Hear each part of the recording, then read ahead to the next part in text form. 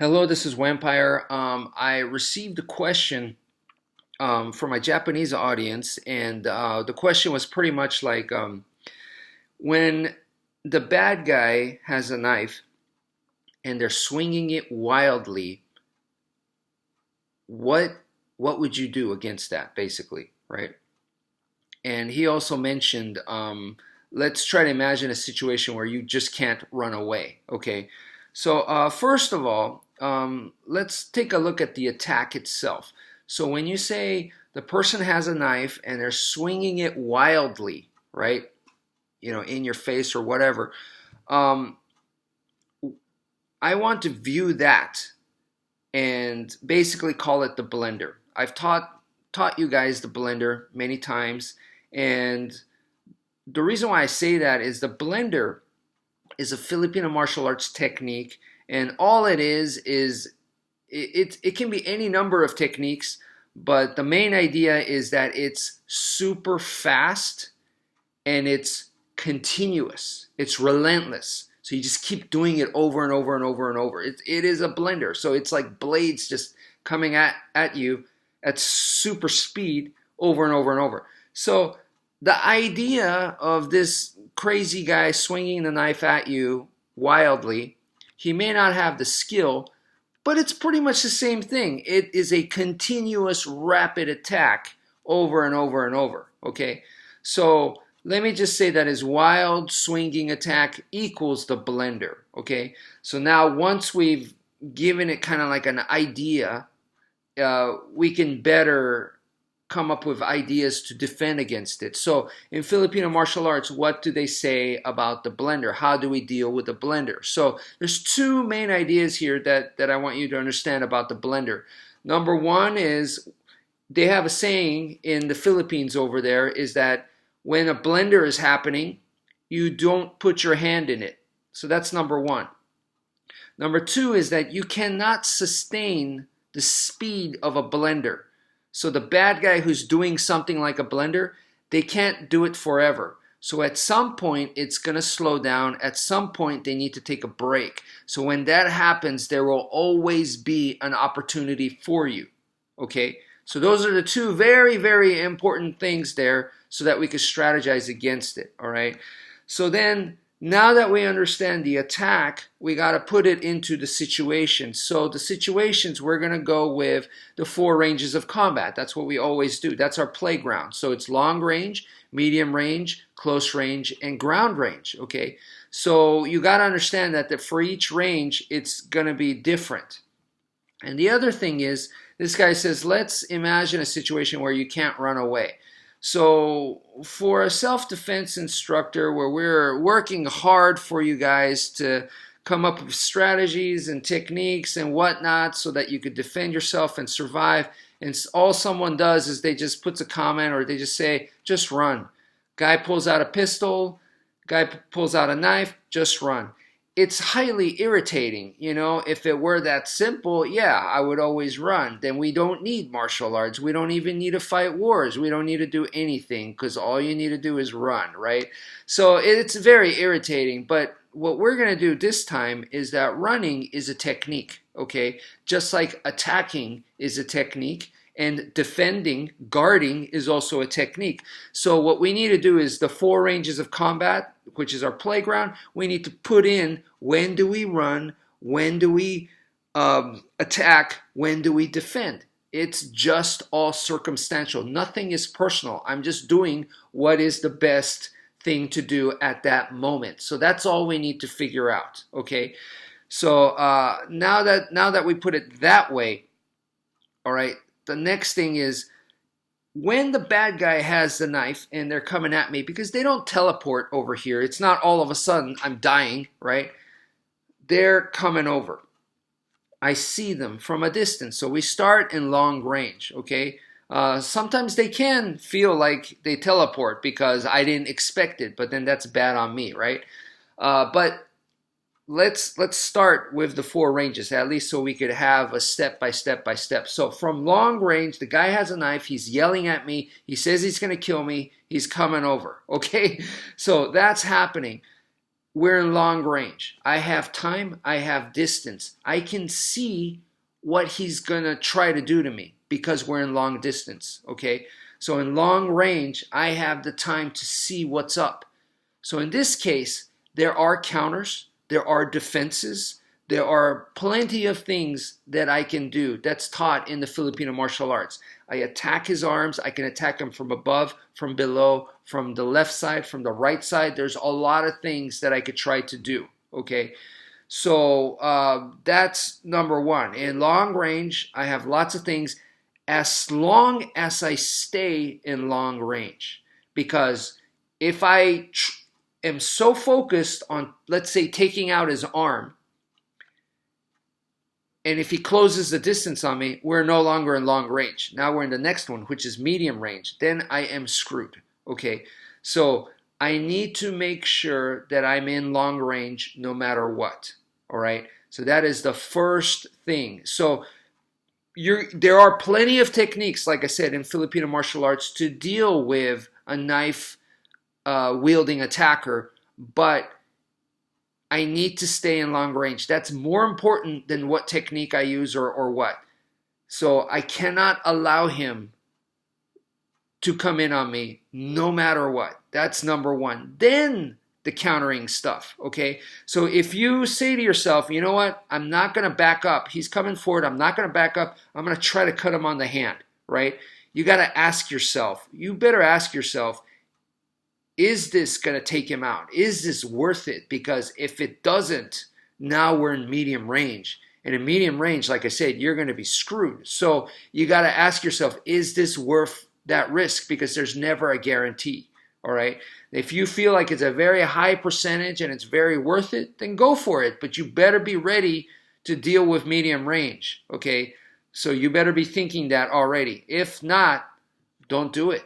You should play safe. Your life is on the line. Play safe. Stay in long range. That is the safest range available. Stay in long range. Even if it means you can't get a solid shot. Even if it means you're not hitting them as well as you'd like. It's worth it. Stay in long range. So that's number one, okay? Number two, let's go to medium range. Because sometimes you might mess up.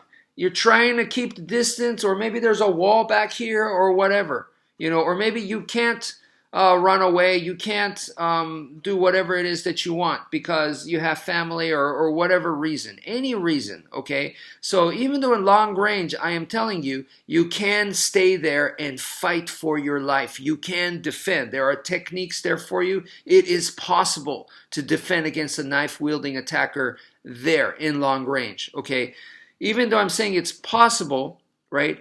In medium range, it's a different ball game. In medium range, if the guy attacks you from there, if the guy does a blender to you, you know, somewhat of a blender to you in medium range, number one about the blender is don't stick your hand in the blender. That basically means we got nothing. There is nothing that you can do. We don't have techniques for there. For that specific situation, we don't have any. In long range, I'm telling you, we got tons. But right there, in medium range, we don't have anything, okay? So that is the idea right there, okay? Since we don't have anything, all you could do is guard your vital areas, all right? And get out of medium range as fast as you can. So that's it. I'm sorry to disappoint, but this is reality here.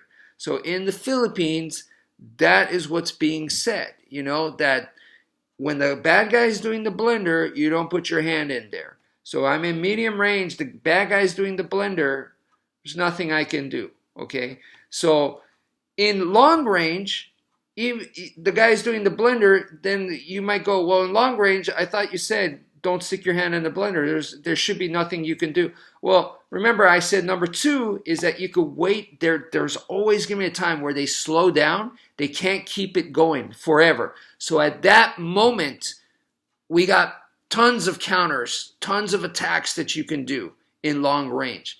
In medium range, the reason why I say there's nothing you can do is because you don't have the time. He's in medium range. Medium range means he can already hit you. If he can already hit me, I can guard all I want, try to wait for him, but in the meantime, I'm getting cut up. That's why I'm saying in medium range, you're totally screwed. So you got to get out of there from medium range. That's your best bet. And while you're getting out, you have to guard your vital areas, because if he cuts up that stuff, the situation is going to be uber bad for you. If he cuts something like this, I mean, it might be over right there instantly. So what you need to do is protect your vitals and get out of medium range. Don't fight him in medium range, all right? Because we got nothing for you there, okay? So you go to long range, or the next one I haven't covered is close range. Now, real quick, people may not understand about medium range, why I'm saying this. People might be in shock, right? You see self-defense instructors on YouTube say that, against a guy who attacks you with the knife, there's nothing you can do, and all these traditional martial arts are lying, and it's all bullcrap, and none of their techniques work.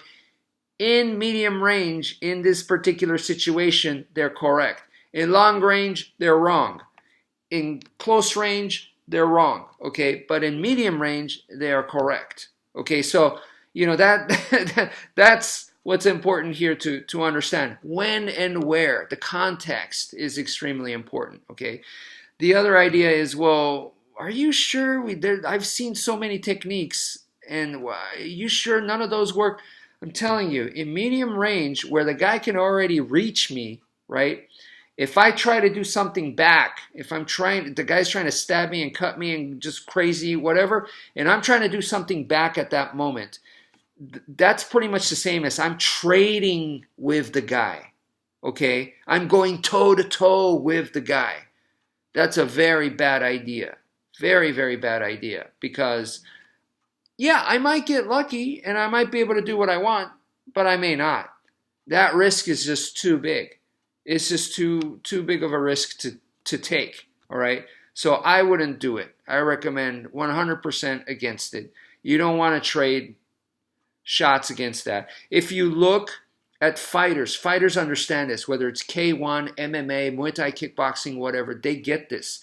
So if you watch like a technical fighter like Remy Bonyaski, if you watch him go up against another fighter that's more powerful, more of a slugger, if you watch him go up against that and the powerful guy just rushes him and starts throwing bombs, what does he do? He just waits. He just guards and waits, okay? Now, if the other guy had a knife, you can't wait like that, because you're gonna be cut up, right? But you're gonna have to guard and get out of there, okay? So it's kind of the same idea, because at the end of the day, with weapons or without weapons, we're still human beings. That doesn't change. So the idea doesn't change. There's really nothing you can do. You can't. If you try to hit back, you're exchanging shots. Maybe you're more accurate, maybe you're more technical, and maybe you might be able to counter, but if not, you could get knocked out in a heartbeat. So he doesn't take that kind of risk. Sometimes you'll see fighters take that risk, but other times you'll see them, you can look up plenty of fights and you'll see sometimes it goes well, sometimes it doesn't, sometimes they get knocked out, sometimes, there's plenty of fights for you to study there and see that. Now, some people may not like that I gave a sporting example. Another thing that I could give you is if you watch these like Chinese martial arts like Tai Chi or Wing Chun masters go up against MMA fighters. Number one, I'm telling you, there's something wrong about these fights. Something is fixed, okay? I believe money is the main reason, and what they're trying to do is they're trying to promote MMA in China, and they're trying to make a ton of money that way. So they're trying to change public opinion. There's a conspiracy there, okay? I'm telling you, something's not right. Because the reason is, it's not whether these guys are legit or not. These guys are teachers, okay? These guys are, the main thing is they may not even be good teachers or whatever. They're not fighters. That's 100% sure, okay? They might be very legit. I'm not here to argue that. All I know is they are not fighters. I don't care how good the guy's Tai Chi is, how good the guy's Wing Chun is. If he's not a fighter and he's going up against another fighter, it's not about style. The fighter's going to win. A non-fighter versus a fighter, the fighter's going to win.